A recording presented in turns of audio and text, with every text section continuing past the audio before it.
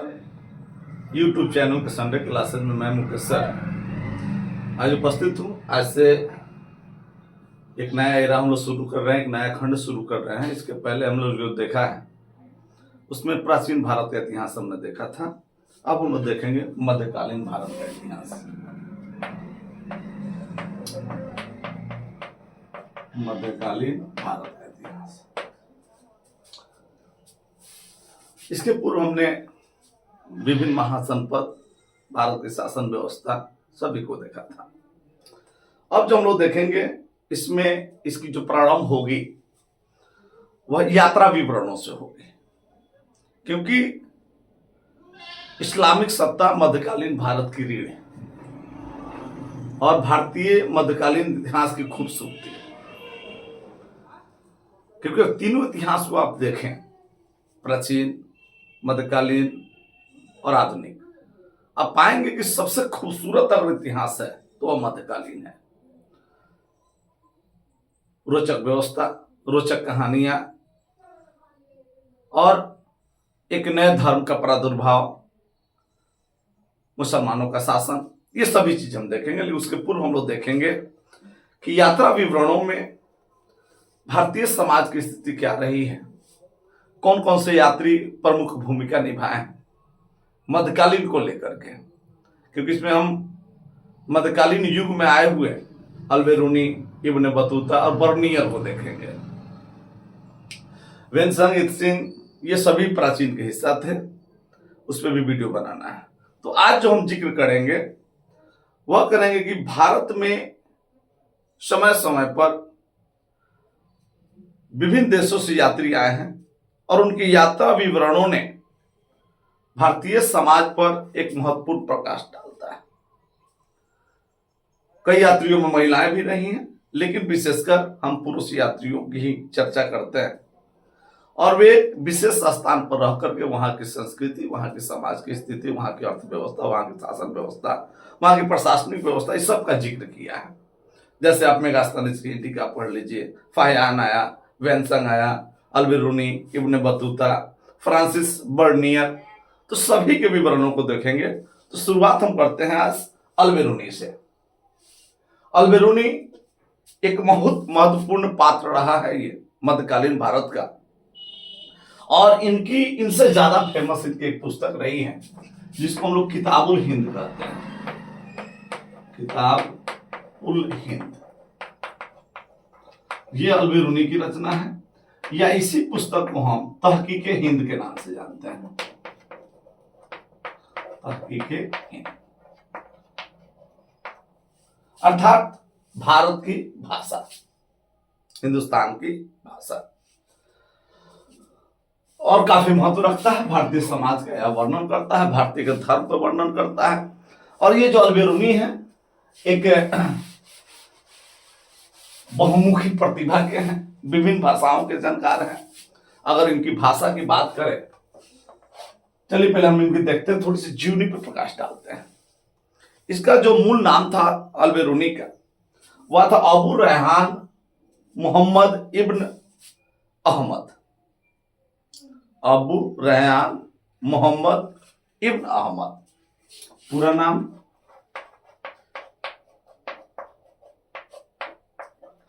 अबू रेहान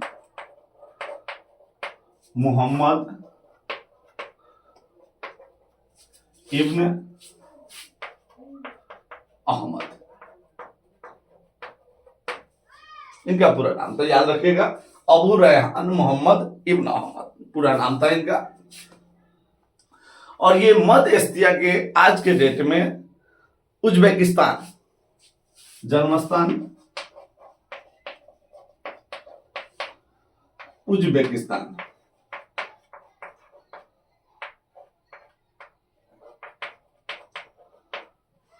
हालांकि और उज्बेकिस्तान के एक ख्वारिज्म क्षेत्र हुआ करता था। ख्वारिज्म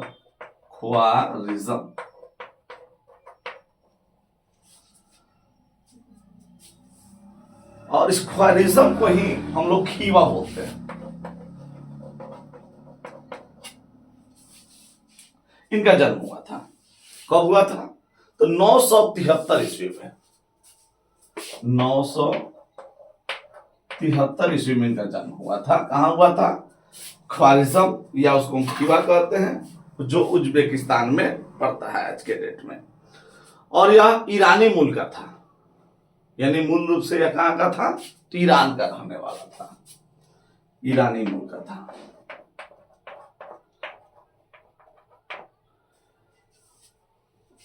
यही ईरान बाद में अपना एक साम्राज्य कायम करेगा। ईरान इराक के बगल में था, जो कभी इराक या मेसोपोटामिया से प्रभावित हुआ करता था। तो इनका जो जीवन पे एक ख्वारिज़म रहा है, एक शिक्षा का प्रमुख केंद्र रहा है। तो शिक्षा के मामले में उस समय एजुकेशन का सेंटर हुआ करता था, हब हुआ करता था। तो वहां विभिन्न तरह के अगल बगल के देशों से, राज्य क्षेत्रों से लोग वहां पे जाकर के शिक्षा का अध्ययन किया करते थे।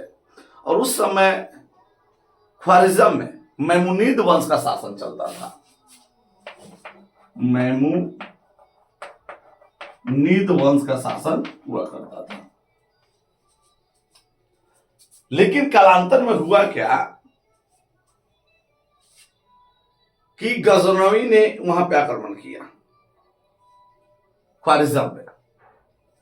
गजनवी जो गजनी प्रदेश का शासक था, और वहां आक्रमण करके वहां के जितने मुख्य विद्वान थे सबको वहां से उठा करके अपने गजनी प्रदेश ले गया। उसी जो विद्वान की टीम को ले गया, उसी टीम में अलबेरूनी भी हुआ करता था। अलबेरूनी अरबी, फारसी, संस्कृत, उसने प्लेटो और अरस्तू के किताबों का भी अध्ययन किया था, तो ज्ञाता था। तो वहां से जब गजनी चला गया तो गजनी ही वह रहने लगा, और अधिकांश समय उसका वहीं पे बीता था, गजनी प्रदेश में। गजनी में रहते हुए उसने क्या किया कि बहुत सारी पुस्तकों का अरबी में उसने अनुवाद किया था। अरबी का अच्छा जानकार था, संस्कृत पे गहरा प्रभाव था, ज्ञान विज्ञान में उसकी रुचि थी, खगोल शास्त्र का जानकार था, चिकित्सा में उसकी रुचि थी, धर्म और दर्शन के बारे में भी वह अरबी में बहुत सारी पुस्तकों का उसने अनुवाद किया था। लेकिन जब गजनी प्रदेश, यह कहां चला गया? गजनी चला गया, और गजनी का यह विद्वान हो गया। गजनी का शासक है महमूद गजनवी। जब महमूद गजनवी का जो आक्रमण चल रहा था वह भारत पे चल रहा था, हमें याद है कि महमूद गजनवी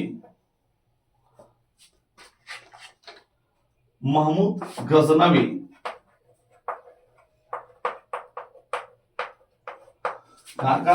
गजनी प्रदेश का।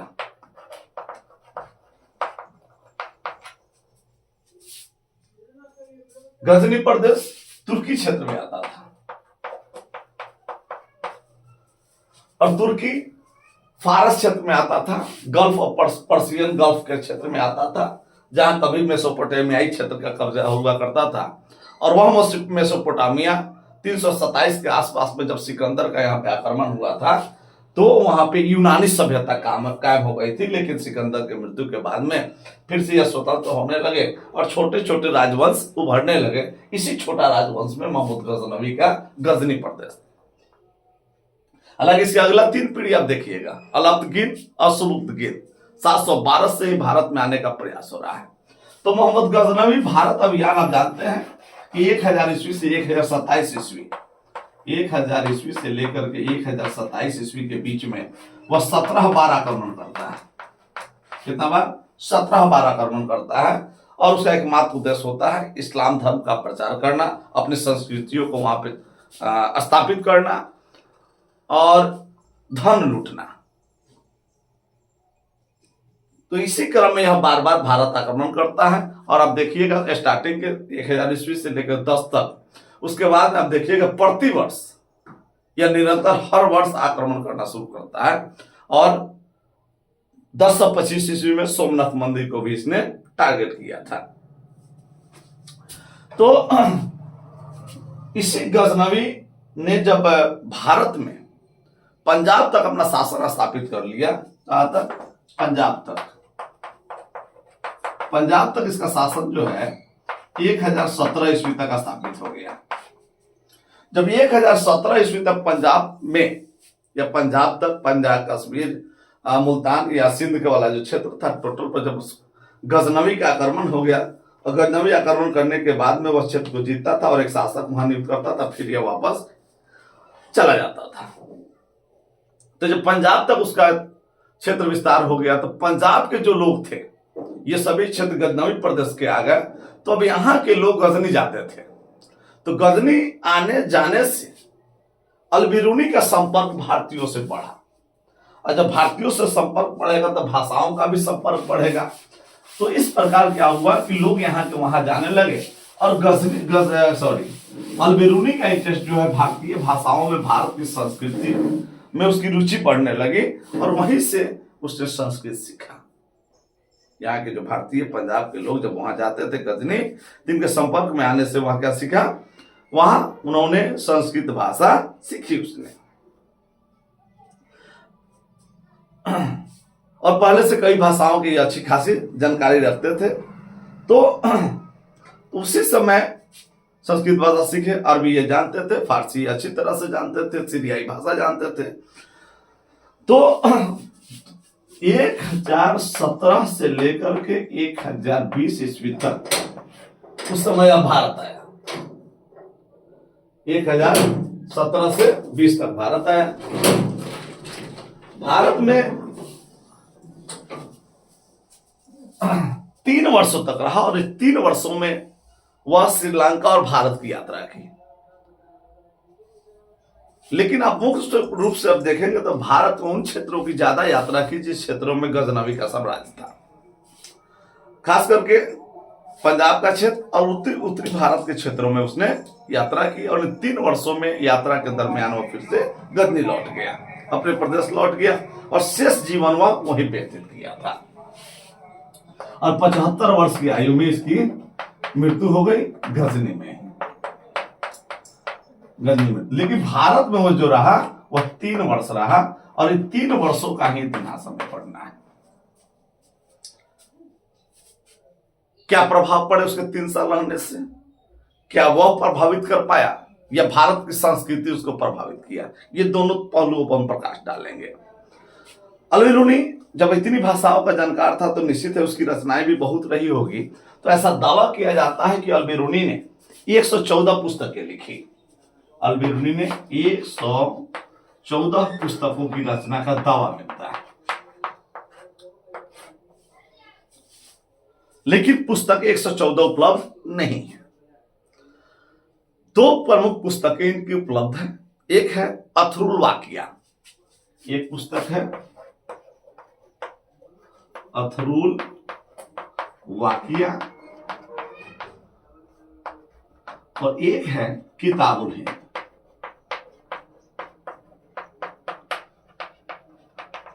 किताबुल हिंद, इसी को तहकीके हिंद कहते हैं। ये भारत की संस्कृति से जुड़ा हुआ है। इसी किताब में भारतीय संस्कृति का जिक्र है। वो जो अथरुल वाकिया है इसमें भारतीय संस्कृति का कहीं जिक्र नहीं है। अगर भारत की संस्कृति का जिक्र कहीं है तो वह किताबुल हिंद में है।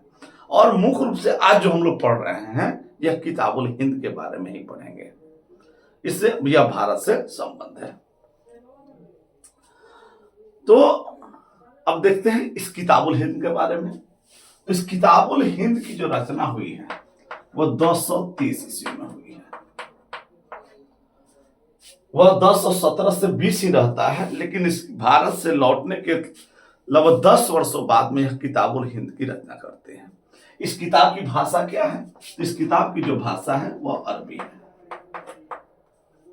किस भाषा में रचना हुई? तो अरबी भाषा में उसकी रचना हुई।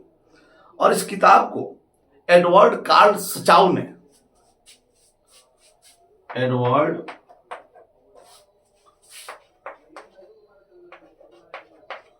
कार्ल सचाउ ने अनुवाद किया था। किस भाषा में अनुवाद किया? अनुवाद किया, पहले जर्मन में अनुवाद किया, यानी जर्मनी भाषा में अनुवाद किया, और फिर अंग्रेजी में अनुवाद किया था।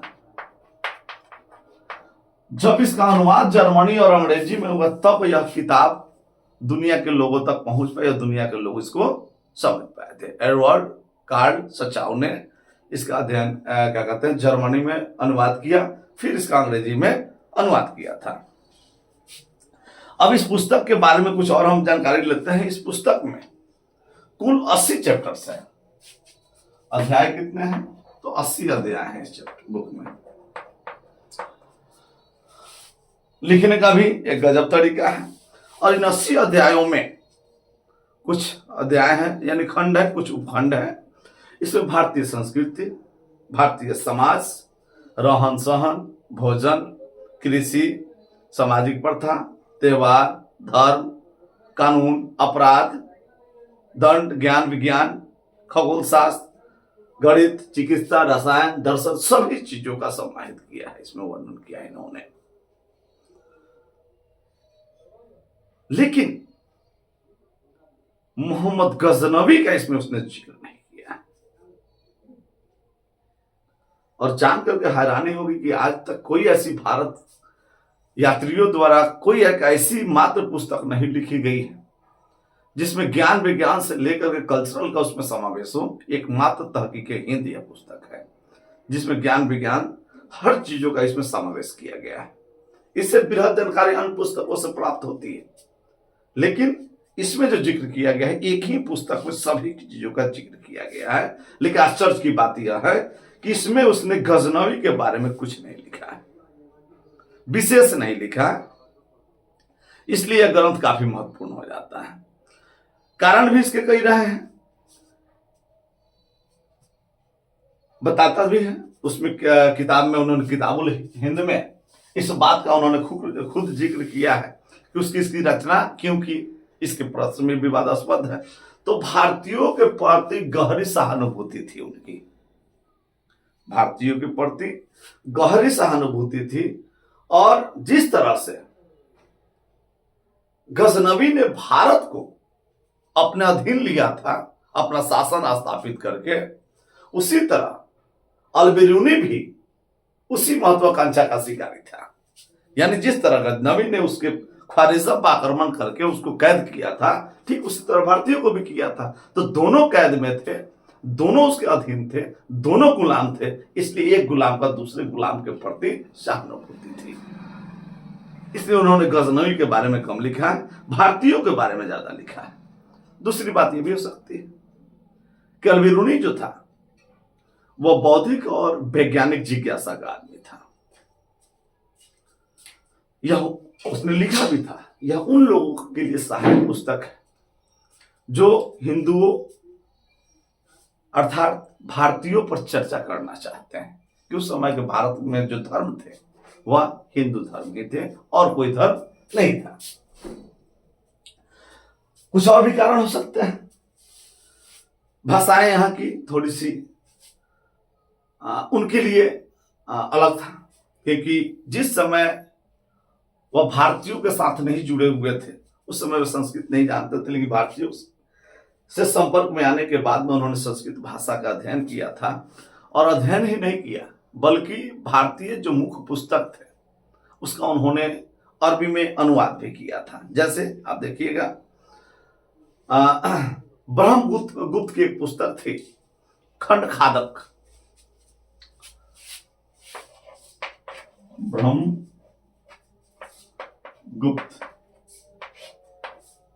की पुस्तक थी खंड खादक।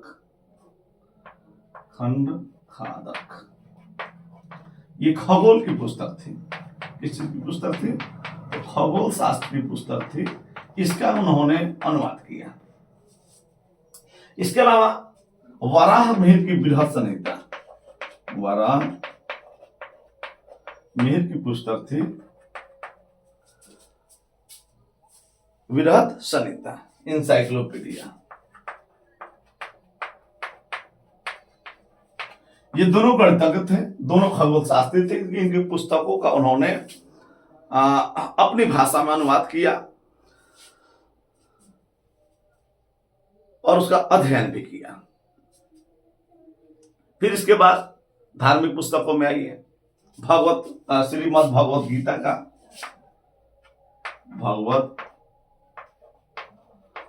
गीता का अध्ययन किया, विष्णु पुराण और महाभाष्य का अध्ययन किया, विष्णु पुराण और पतंजलि का महाभाष्य,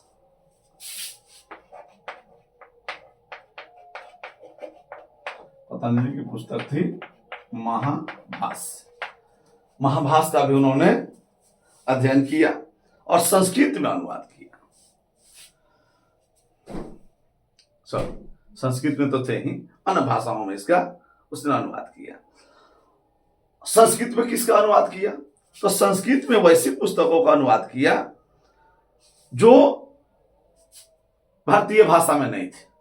जैसे यूक्लिड एक गणितज्ञ थे यूनानी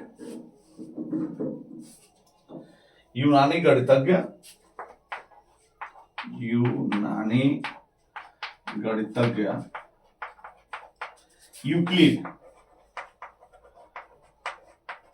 यूक्लिड के पुस्तकों का इन्होंने संस्कृत में अनुवाद किया।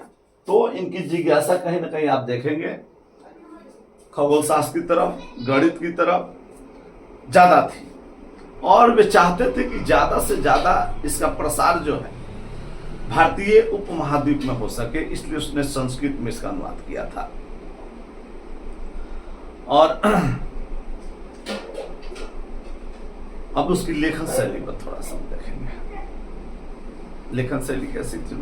तो लेखन शैली बड़ी आसान थी इनकी। लेखन शैली देखेंगे,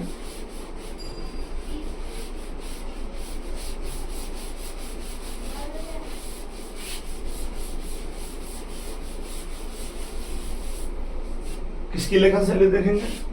तो किताबुल हिंद की लेखन शैली।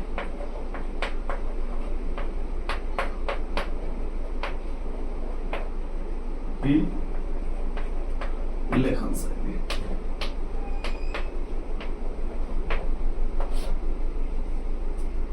अल-बिरूनी क्या करता है, हर चैप्टर के शुरू में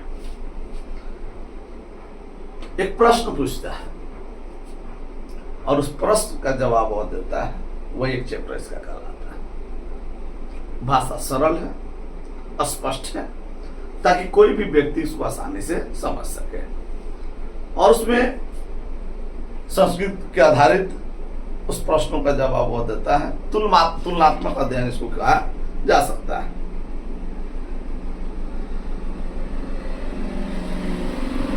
तो सुधारात्मक, आलोचनात्मक सभी जिक्र उसमें उसने किया है।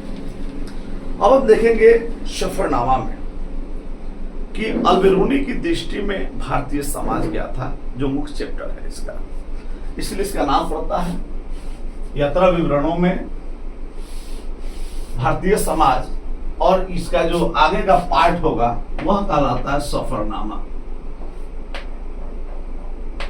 सफरनामा और भारतीय समाज।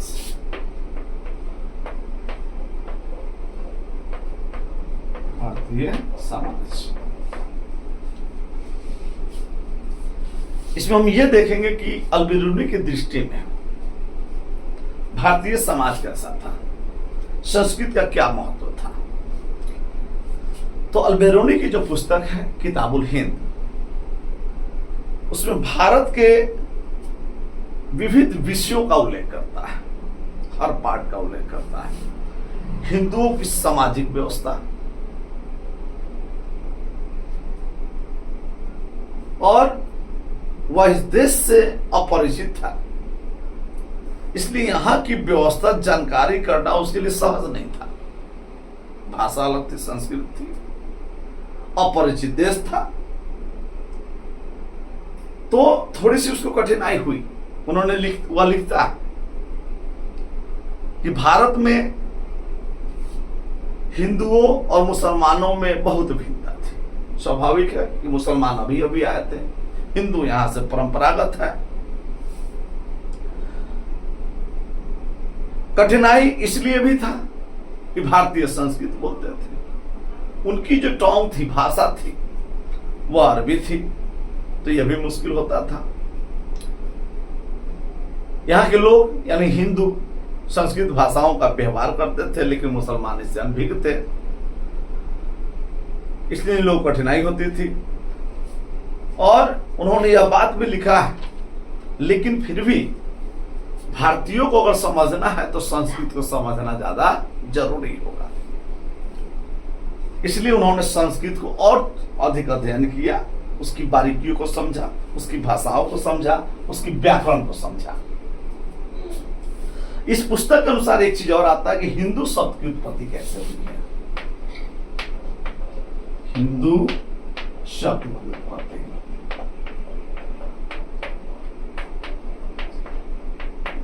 कैसे हुई है? तो 5वीं 6वीं ईसा पूर्व, 5वीं 6वीं ईसा पूर्व में फारस, गल्फ ऑफ पर्सियन जिसको कहते हैं या फारस कहते हैं, जो कभी मकदूनिया के अधीन हुआ था, यूनानी परंपरा वहां थी, यूनानी संस्कृति प्रभावित हुआ था, पूर्व में मेसोपोटामिया थी। तो जो फारसी लोग थे या फारसी भाषा में, फारसी में सिंधु नदी के पूर्वी क्षेत्र, सिंधु नदी के पूर्वी क्षेत्र को हिंदू कहा जाता था। बात समझिएगा, फारसी में या फारस के लोग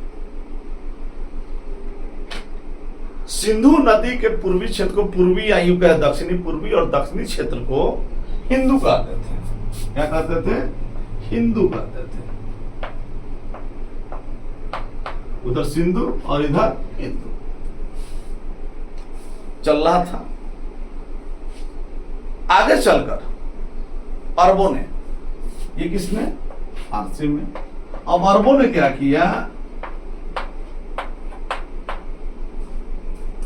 इसी सिंधु नदी के पूर्वी और दक्षिणी क्षेत्र को, जिसको फारस ने हिंदू कहा था, और उसी को अरबों ने अल हिंद कहा। क्या कहा? अल हिंद कहा। अल हिंद किसको? हिंदुस्तान को अल हिंद कहा। यहां के निवासियों को हिंदी कहा और निवासियों को क्या कहा? निवासियों को हिंदू कहा, निवासियों को हिंदी कहा। अब क्या हो गया? स्थान को कहता है अल हिंद, यानी हिंदुस्तान को या अल हिंद कहता है। यहां के लोगों को हिंदी कहा। और जब तुर्की ने इसका संबोधन किया तो तुर्कों ने,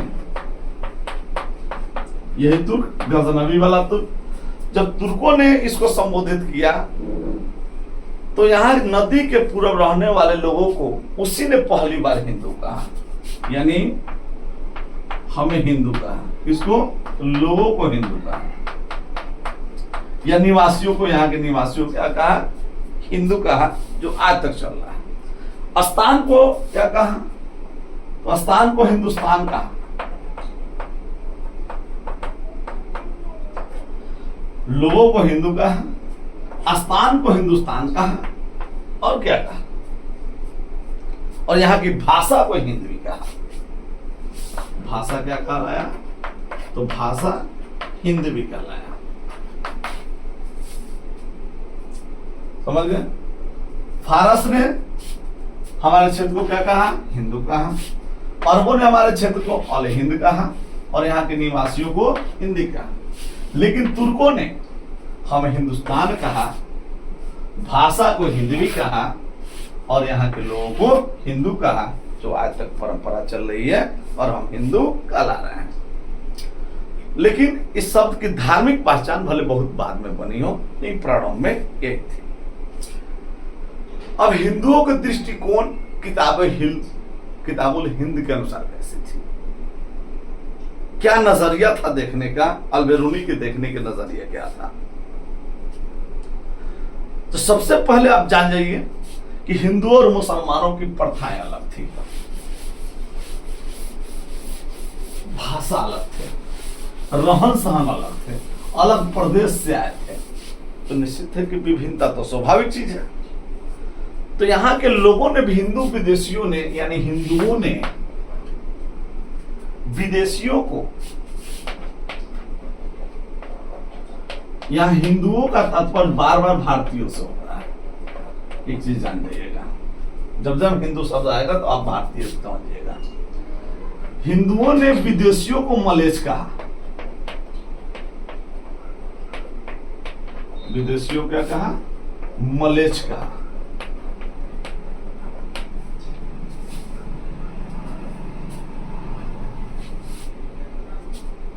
और उसने ये भी कहा, अगर मलेच्छ आप कह रहे हैं तो उससे कोई तरह का सामाजिक संपर्क नहीं रखते थे ये लोग, यहाँ के लोग। उनका मानना था कि विदेशियों के संपर्क में आने से यहाँ की आग और हवाएं भी खराब हो जाएंगी, आग एवं हवाएं भी दूषित हो जाएंगी, ऐसा सोच यहाँ के हिंदुओं और भारतीयों का था। इसलिए किसी तरह के धार्मिक सामाजिक संबंध उससे नहीं रखते थे ये। एक और बात उसने कही है कि हिंदू ये मानते थे कि हमारा जो देश है सबसे सर्वश्रेष्ठ देश है, मेरा जो शासक है सबसे महान शासक है, हमारी जो संस्कृति है सबसे उत्तम संस्कृति है, हमारे राष्ट्र जैसा कोई राष्ट्र नहीं हो सकता है, हमारे राजा जैसा कोई राजा नहीं हो सकता है। लेकिन एक चीज वे मानते हैं कि भारतीय घमंडी और आत्मविश्वास, आत्म स्वाभिमानी, क्या मानते हैं कि घमंडी हैं और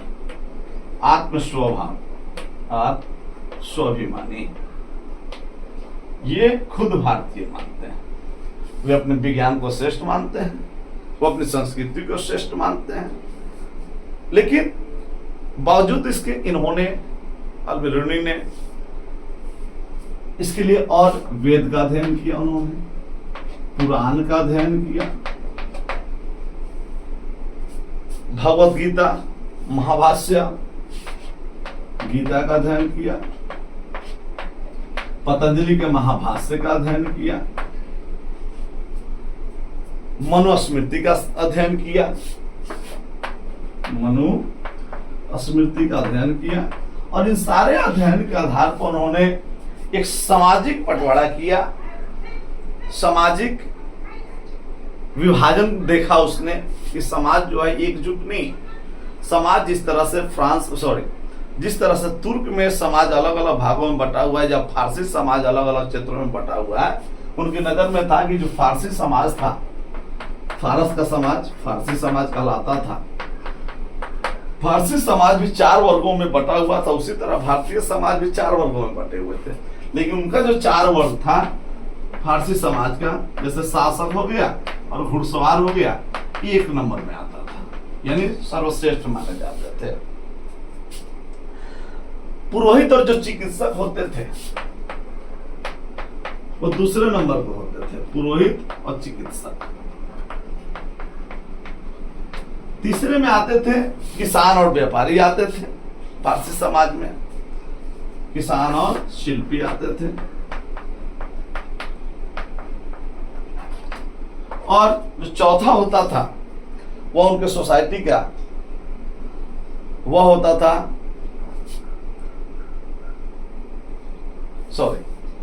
ये चौथा हो गया। तीसरा जो होता था वह खगोल शास्त्री होता था, खगोल शास्त्री विद्वान जन इसमें आते थे, और चौथा जो आता था वह किसान और शिल्पकार होते थे। उसी आधार पर इन्होंने बताया कि भारत का समाज भी 4 वर्गों में बटा हुआ था, और चारों का विवरण भी उसने बताया। क्या बताया? इसका मतलब है उन्होंने जब मनुस्मृति का अध्ययन के आधार पर उसने ये बातें बताई थी। मनुस्मृति के अनुसार उसने बताया कि भारत के समाज भी 4 वर्गों में बटे हुए थे। पहला जो वर्ग था वह था ब्राह्मणों का, ब्राह्मण और पुरोहित का वर्ग था।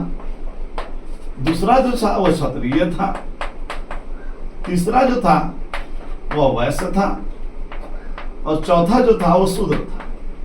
उन्होंने बताया कि उसकी उत्पत्ति क्या थी, तो ब्रह्मा के मुख से ब्राह्मण का उत्पत्ति हुआ है, बाजुओं से या भुजा से बाहुबल, भुजा या उसको आप बाहुबल कह सकते हैं, क्षत्रिय की उत्पत्ति हुई है। और वैश्य की उत्पत्ति जंघा से हुई है और शूद्र की उत्पत्ति पैर से हुई है। तो आप समझ सकते हैं जो सबसे श्रेष्ठ होंगे मुख से उत्पन्न हुए ब्राह्मण होंगे, क्षत्रिय होंगे जो भुजा और बाहुबल से उत्पन्न हुए, वैश्य जो है जंघा से उत्पन्न हुए हैं और शूद्र जो है पैर से उत्पन्न हुए। इसलिए इनकी जो स्थिति थी सबसे खराब मानी गई थी। तो ये मनुस्मृति के आधार पर अल-बेरूनी ने भारतीय समाज को बताया है।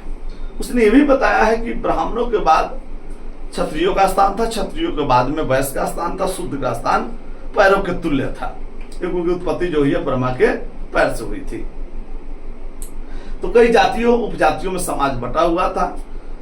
इसके अलावा भी अन्य वर्ग इन्होंने बताया था कि चारों के अतिरिक्त 8 और वर्ण थे, जैसे चर्मकार, जुल्हा, टोकरी बनाने वाला, बांसुरी बजाने वाला, मछली मारने वाला, मांस बनाने वाला, शिकारी करने वाला। ये एक अलग व्यवसायी वर्ग थे जिन्हें व्यवसाय माना जाता था, लेकिन गांव से ये बाहर रहते थे और 4 वर्णों के साथ नहीं रहते थे। यानी ये जो 4 वर्ण है इनके साथ ये लोग नहीं रहते थे। इसके अलावा समाज में इन्होंने 4 और वर्ण बताया जो समाज से अलग रहते थे और गंदा काम करते थे। जैसे उसमें डोम हो गया, चंडाल हो गया, वधतु हो गया और हाडी हो गया। 4 को अछूत बताया था इन्होंने, हाडी, डोम, वधतु और चंडाल। ऐसा इसलिए बोला गया है, इनको बताया जाता है कि इनकी माता ब्राह्मण थी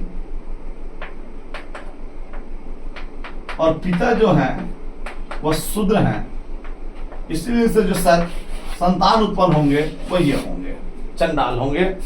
समाज में इन्होंने बताया कि कुछ ऐसे लोग भी थे जो गंदा साफ करने का काम, हत्या करने का ठेका लेते थे और न्यायिक दंड देने का भी काम करते थे। इसमें एक जाति आता था वधतु, जिसका काम था मृत जानवरों का मांस खाना होता था। तो समाज 4 वर्गों में बटा था। 4 वर्गों का अतिरिक्त ये थे और कुछ चर्मकार थे जो चमड़े का काम करते थे। आश्रम व्यवस्था के बारे में भी उन्होंने बताया है कि समाज में जो आश्रम व्यवस्था थी वह खास करके उच्च श्रेणी के लोगों के लिए थी। समाज के सभी लोगों के लिए आश्रम व्यवस्था नहीं थी, आश्रम में सभी लोग नहीं जा सकते थे। तो आश्रम व्यवस्था में उन्होंने बताया था कि विभिन्न वर्गों और जातियों की सामाजिक स्थिति, खान पान, विवाह, पर्व त्योहार, शकुन अपशकुन, अंधविश्वास, ये सारा चीज उसमें था। तो ब्राह्मणों के लिए आश्रम व्यवस्था थी।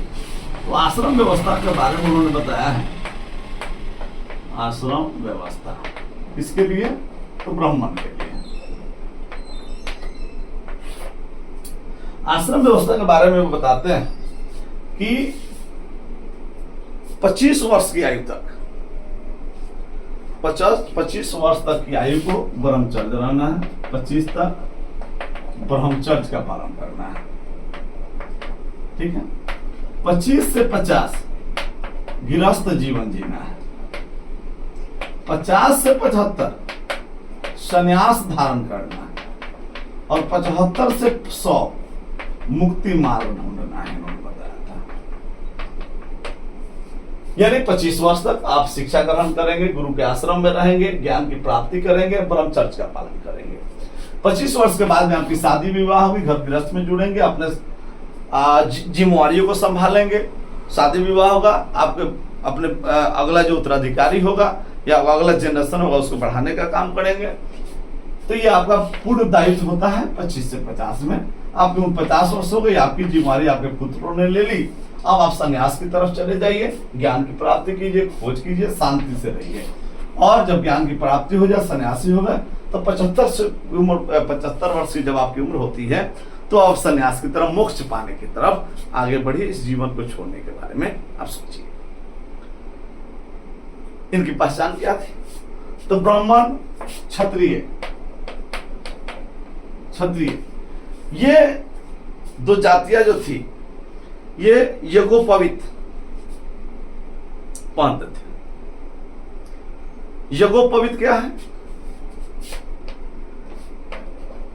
यज्ञोपवीत, जिसको हम जनेऊ कहते हैं, जनेऊ।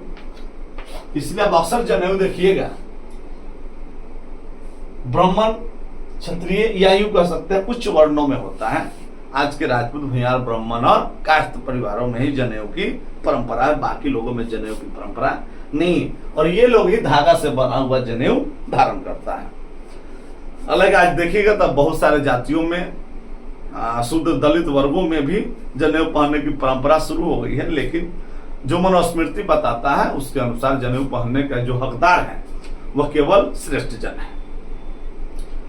इसके अलावा उन्होंने सांस्कृतिक जीवन के बारे में भी उन्होंने चर्चा किया था। अल्बेरूनी बताता है कि यहाँ के जो समाज थे, इस समाज में मांसाहारी लोग थे, यानी उस समय लोग मांसाहारी थे, यानी मांसाहार का प्रयोग होता था। सभी लोग शराब नहीं पीते थे, कुछ लोगों को शराब पीने की छूट थी। जो शूद्र लोग थे वो लोग शराब पीते थे। दहेज का प्रचलन नहीं था, तलाक देने की प्रथा नहीं थी। क्या नहीं था? दहेज नहीं था और तलाक नहीं दिया जाता था, ये नहीं था। मांसाहार था, शराब था।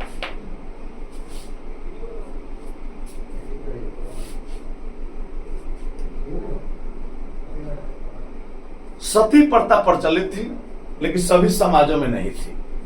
सती प्रथा केवल राजघरानों में ही सती प्रथा थी। तो केवल राजघरानों में सती प्रथा थी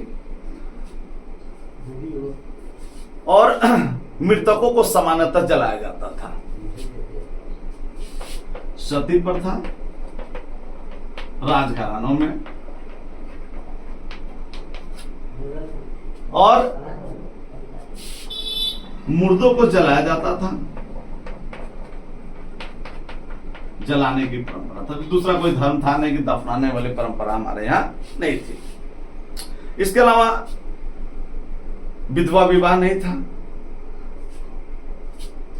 उपवास रखे जाते थे, मोक्ष प्राप्ति के लिए उपवास रखे जाते थे, धार्मिक अनुष्ठान होते थे, सामूहिक पूजा होता था, जैसे बसंत, रामनवमी, पितृपक्ष, दीपावली, होली, सबका त्योहार मनाया जाता था। मूर्ति पूजा का प्रचलन था, बलि प्रथा होती थी देवताओं को खुश करने के लिए।